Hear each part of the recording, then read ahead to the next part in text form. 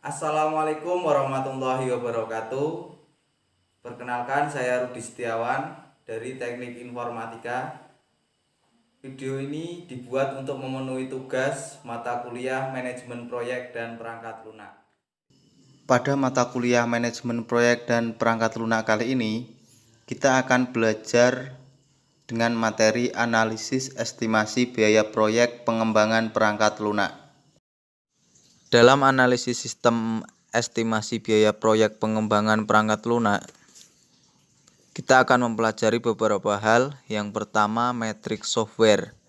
Yang kedua, ukuran jumlah baris program atau SLOC. Yang ketiga, metrik yang berorientasi fungsi atau function point. Yang keempat, pendekatan model. Yang kelima, pemodelan estimasi biaya atau cost estimating. Yang keenam, cost estimating input. Yang ketujuh, cost estimating tools and techniques. Yang kedelapan, cost estimating output.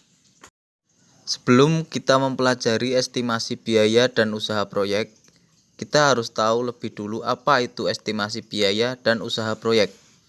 Estimasi biaya dan usaha proyek merupakan suatu kegiatan pengaturan sumber daya dalam mencapai tujuan dan sasaran dari proyek, sehingga proyek dapat berjalan sesuai dengan tahapan dan target yang dikehendaki.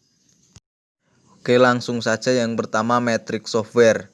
Metrik software dibagi menjadi dua, satu metrik proyek dan dua metrik berorientasi. Metrik proyek digunakan untuk manajer proyek dan tim pengembang untuk dapat beradaptasi dengan alur kerja dan aktivitas-aktivitas yang bersifat teknis.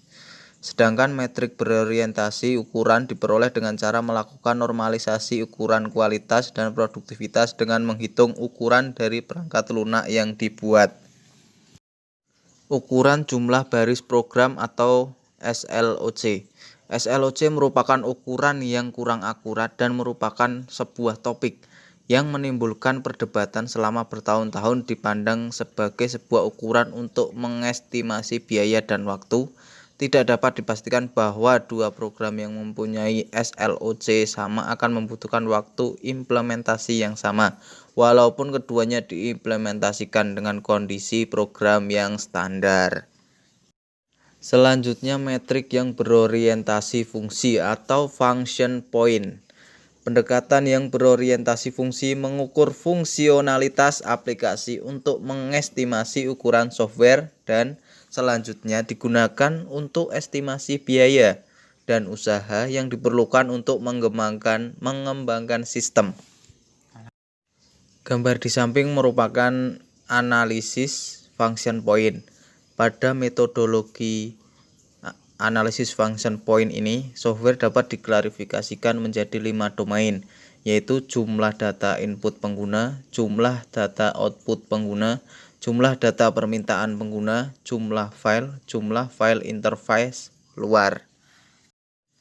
Gambar di samping merupakan tabel yang digunakan untuk menghitung unadjusted function point berdasarkan kriteria dari setiap kategori,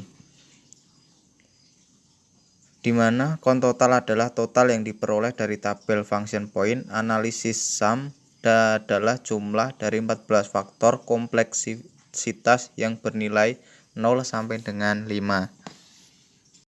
Selanjutnya kita masuk pendekatan model. Pendekatan model yang digunakan dalam menghitung besaran proyek adalah model function point atau FP. Pendekatan FP lebih independen terhadap bahasa pemrograman sehingga bisa diterapkan pada jenis aplikasi yang berbeda, baik aplikasi database yang non-prosedural, sistem informasi berbasis web, maupun aplikasi perhitungan, misalnya payroll.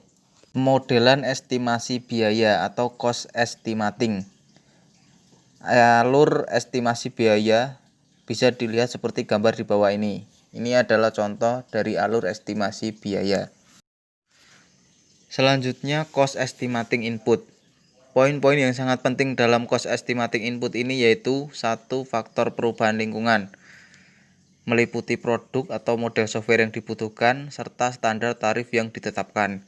2. Proses pengaturan aset, meliputi cost estimating policies, cost estimating template, informasi masa lalu, dan file project. Yang ketiga, ruang lingkup project meliputi spesifikasi kebutuhan pembuatan software, batasan agar tidak melebihi sesuai kebutuhan dan model software yang akan dikembangkan. Yang keempat, struktur kerja dan perancangan project. Rencana pengembangan meliputi eksekusi, monitoring, dan proses pengontrolan proyek serta tambahan rencana lainnya misalnya jeda atau masa istirahat yang akan memudahkan dalam estimasi biaya proyek. Cost estimating tools and techniques. Poin-poin yang sangat penting dalam cost estimating input ini yaitu: 1. Melihat jalannya proyek dan estimasinya terutama di sisi perkiraan pembiayaannya. 2. Menetapkan biaya masing-masing bagian resource. Hal ini sangat penting karena dengan penetapan ini akan jelas berapa cost secara keseluruhan yang akan dikeluarkan walaupun belum mencapai final. 3. Kontrol estimasi biaya sejak proyek dimulai hingga penentuan kualitas estimasi biaya.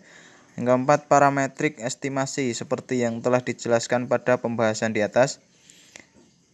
Kelima, memanage proyek pengembangan perangkat lunak lebih optimal. 6. Analisis per vendor. 7. Analisis nilai kesalahan kerugian secara keseluruhan. 8. Kualitas dari pembiayaan itu sendiri. Yang terakhir adalah cost estimating output. Poin-poin yang penting dalam cost estimating input ini yaitu: 1. Aktivitas estimasi pembiayaan secara garis besar. 2. Aktivitas estimasi pembiayaan detail dengan sebaran tiap-tiap bagian dari seluruh proyek. 3. Pembagian biaya berdasarkan penghitungan nilai estimasi yang telah dilakukan. 4. Rencana pembiayaan selanjutnya berupa update rencana untuk proyek selanjutnya.